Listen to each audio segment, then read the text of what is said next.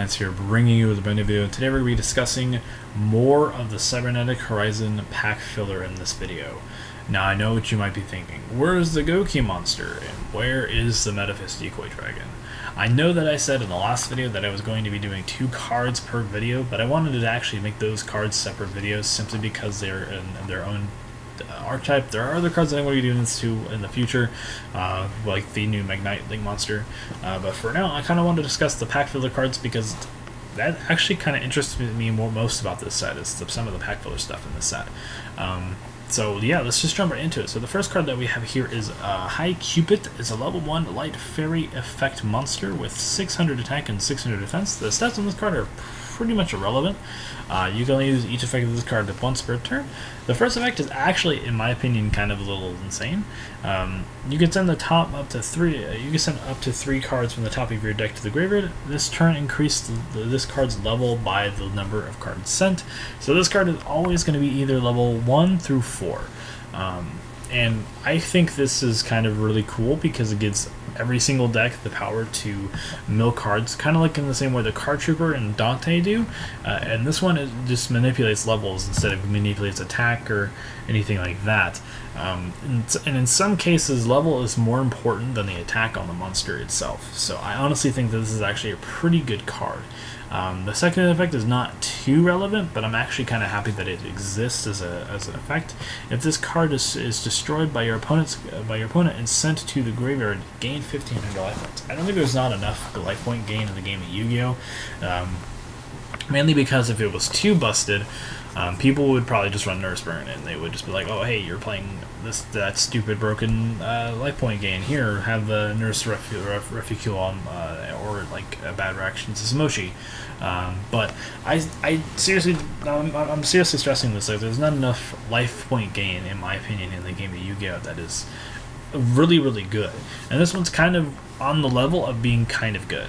So we'll see where this card lands. I'm not sure if it'll be that busted, but it will, I think, at some point down the future. Maybe not as soon as the set releases, or maybe even shortly after.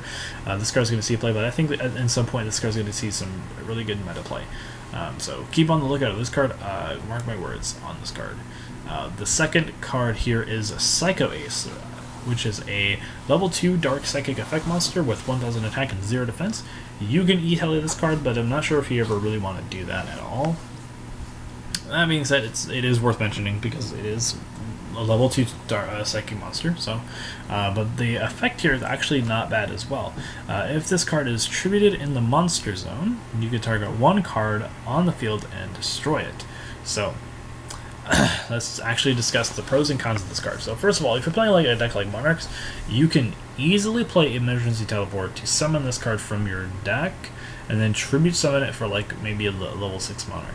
Then you would get the effect of this card plus the Monarch that you want, that you summoned with it, which is really good. Because it gives, for example, if you're playing like Karaz, it gives you 3 cards to destroy things with. Sure, you won't get to draw with one of those destructions, but having an extra having an extra spot removal is kind of good. Similarly, if you're playing this with a Caius, this card triggers well with Mega Caius, by the way. And you tribute this card with for Mega Caius, you still get the ability to banish your opponent's cards, and you get to do the burn damage, I think, no matter what it is. So it's really good. I wouldn't underestimate this card. Side note, if your opponent kaijus this card because they don't read cards, then it sucks to be them, but you just get a free pop. So, but not that this card should be a big issue for your opponent to kaiju in the first place, though. That being said. But anyway, I think both of these cards are really strong. I think some of them will. I think this card up here, High Cupid, will probably see some competitive viability in some capacity in the future. And I think this card could have its merit in certain decks as well. We have to wait and see where this card lands. It will just end up being pack filler, but the option is still there, and I like exploring all the options, even if they aren't very good. But that being said, I still think it's a very strong card. It's a very strong card for a pack filler card, so do keep that in mind.